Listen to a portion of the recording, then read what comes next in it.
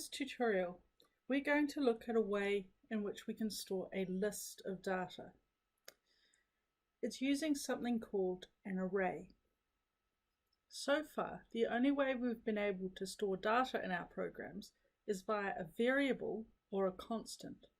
But in both cases, that's only one data item.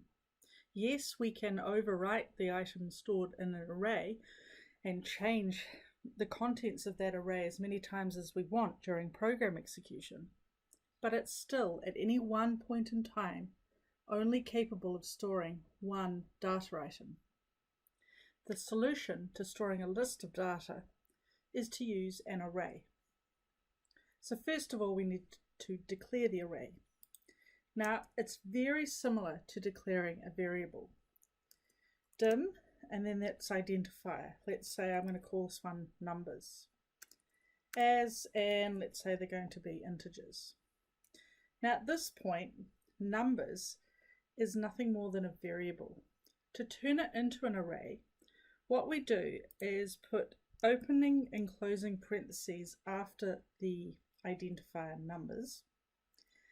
And then in the parentheses, we put an integer value. Let's say 4. So this is only a small list.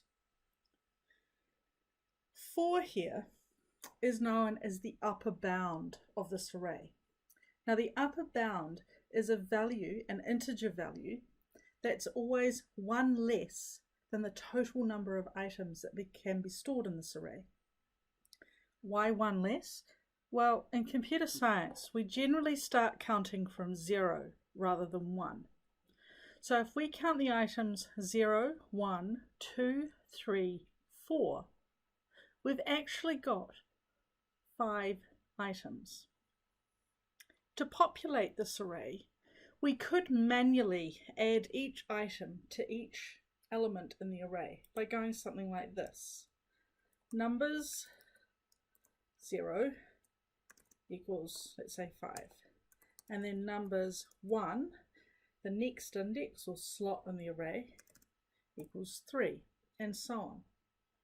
But imagine you had a really big array. So instead of doing that, we're going to combine what we know about arrays with what we know about count-controlled loops. Now, count-controlled loops work really, really well for processing data in arrays. Because we know that the starting index of every single array is 0, and because we know that there will be an upper bound of some sort, in this case 4, we can then set a loop to run X number of times. So there's a way we do that using the ubound keyword, which is just short for upper bound. We go like this.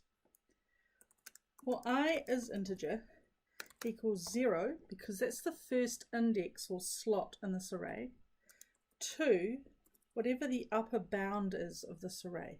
Maybe I had a situation where I didn't know what the upper bound was because I had changed it. More on that later. Then we put in parentheses the name of the array.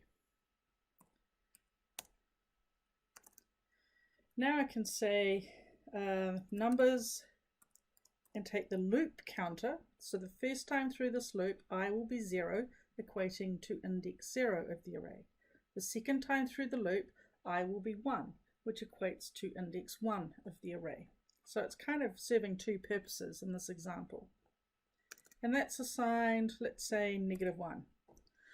What I'm doing here in this 3-line for loop is initializing my array. I'm saying before I do anything else in my program, I'm going to ensure that every single value in my array contains the same data. Could be 0, could be -1, could be an empty string. It depends what it is you're trying to do.